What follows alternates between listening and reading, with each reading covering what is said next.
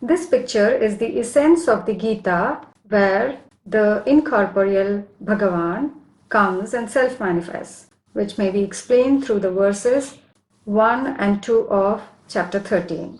Bhagavan, the Supreme Father, the Kshetragya, meaning the knower of the field, or Kshetra, that is the bodily chariot, enters and self-manifests in the hairlocks, which means the head or Uttamang of Shankar Arjun. It is then the pure knowledge activates and starts flowing, called Jnana Ganga, the river of knowledge, that purifies humans, transforming them into deities. And this knowledge is named as Rajavidya, as said in chapter 9 of the Gita. Rajavidya is the king of knowledges that creates kings. In verse number 34 of chapter 13, it is mentioned, those who know the difference between the field in the form of the body of Arjuna and Kshetragya, that is Sadashiva, as said in verse number 2 of 13, and the liberation of living beings from body consciousness through the eye of knowledge of Mahadeva, the one with the third eye, who has become complete in this way. So it is Shiva through whom the Shankara becomes in the image of Shiva, and through whom the entire world gets the knowledge or the river of knowledge, Jnana Ganga, to become pure deities. We know that in the Gita, both the Bhagavan and Arjuna have been addressed with multiple names. They are the adjectives of Shiva and Shankara, the Arjun. Hrishikesha, which means Isha means Lord, Hrishika means sense organs. The one who is Lord of the sense organs. It is Bhagavan Shiva who is incorporeal, who is never attached to the bodily sense organs. Hence, he is the one who teaches Arjuna on how to control the sense organs. And Bhagavan is called as Janardana. Jana means people, Ardana means pain, sorrows, or distress. O Supreme Lord, the listener of the cries of distress of human beings at the end of Kali Yuga with extreme adharma. Then the God has been addressed as Madhusudana. Madhu means sweet, Sudana means kill. So Madhusudana would mean, O God Shiva, the one who kills the sweet demon in the form of lust in human beings. The demon Madhu born out of Tamoguna, the ignorance of Kali Yuga. Arisudana, Ari means enemy, Sudana means kill. O the destroyer of the enemies in the form of lust and so on. All the 5 vices are the enemies of human beings. God Shiva is the one who teaches how to destroy these enemies through the knowledge of Jnana Yajna. He has been called as Achyuta, which means, O the one who never deviates from the subtle soul conscious stage, meaning the highest stage. O Amoghavirya, meaning the one whose vigor is not drained. The Shivalinga, the ice ling of Amarnath, the lord of immortal deities, Shiva Shankar, is the Achyuta. He has been addressed as Krishna.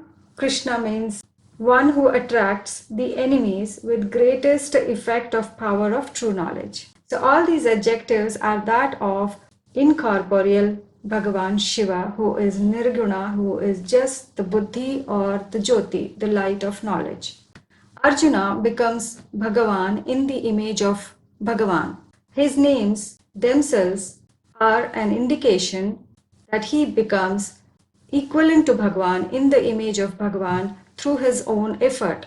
Arjuna practically imbibes the qualities of Bhagavan as depicted in the meanings of the names that are wonderful metaphors used by the wise poet. Arjuna is formed of 2 words, Arja plus Unna, which means the one who earns the real fortune through auspicious advice or knowledge of Bhagavan. Shankar, the destroyer of falsehood in himself through the knowledge, is Arjuna. Parantapa, which means severe penance of para, all bodily unrighteousness, identities, falsehood, desires, the main enemy, lust and other vices, etc. Shankar's penance and burning Kamadev is indication that he is the one who burns the vice of lust, which is the most difficult of all the vices to control. And he is the Karma Yogi, the Vairagi, who achieved complete thoughtless stage even in action. The Yogeshwara, as said in the Gita chapter 6. As per the definition of the term yogi mentioned in the 6th chapter, a yogi is the one who renounces the worldly actions by mind, not literally, meaning he is the performer of worldly actions through his sense organs, yet is the one who remains thoughtless, meaning neutral, while performing those actions.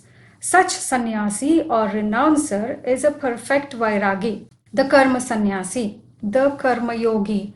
Shankar is shown as a family man, yet shown as the greatest renouncer and vairagi. Thus, Shankar, the Arjuna, the Parantapa, one who burns his sense organs to such an extent that even while performing actions with those sense organs, he remains entirely neutral, that is, thoughtless, in the image of Shiva, the incorporeal. He remains incorporeal even though he is corporeal, and thus he is the Yogeshwara.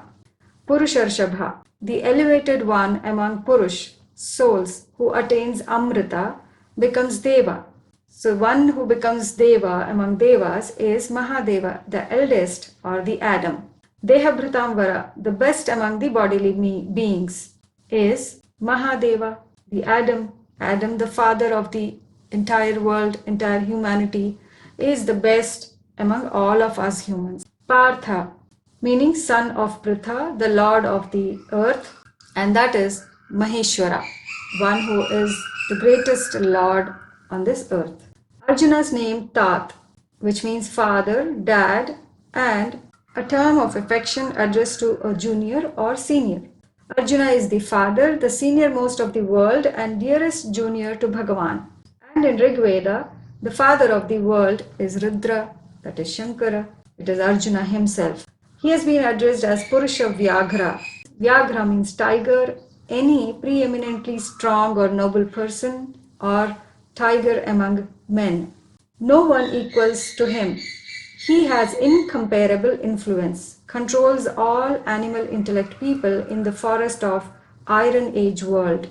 Iron Age world is called the Vishwa, so the controller of Vishwa, entire world, is called Vishwanath, and he has been addressed as Anagha, the sinless, one who remains unattached while performing the act of destruction, as said in the Gita verse 14.2, and is sinless even after killing everyone in the world, as said in Gita verse 17 of 18. That is the Rudra, the Kala, as mentioned in 32 of 11. Arjuna is also called as Pandava, Arjuna the son of Pandu, in the form of Panda. Panda means guide, the Supreme Father Shiva, who gathers souls at the end of the Kalpa, that is cycle, and through the Jnana Yajna, he transforms them into deities. Shiva is the Panda, the guide, and people who are learning the art of becoming deities are called his children, Pandava. Arjuna has been addressed as Gudakesha, Gudak plus Isha. Gudak means the sleep, so he would be the conqueror of sleep, the one who is always shown doing penance or meditation is Shankara.